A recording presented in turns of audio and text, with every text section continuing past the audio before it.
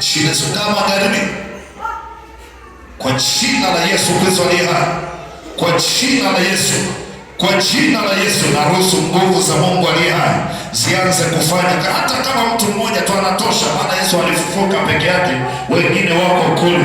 Kwa hiyo ukifufuka wewe kwenye ukoo wako, hiyo inaweza kuwa inatosha.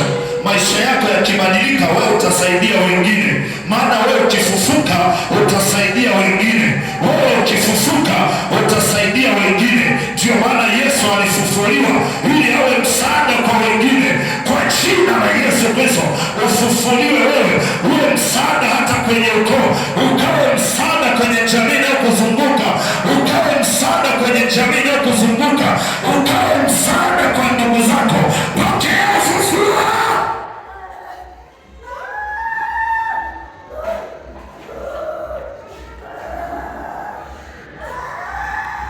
Jina la Yesu inatendeka sasa. Wewe tu unatosha, sio mpaka na jirani yako. Wewe unatosha,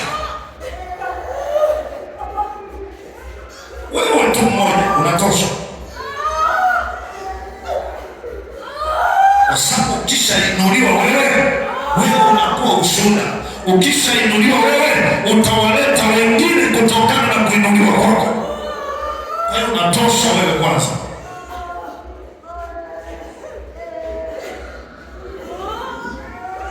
Yesu, ndio maana leo tuko hapa. Mmoja tu ametufanya leo tuko hapa.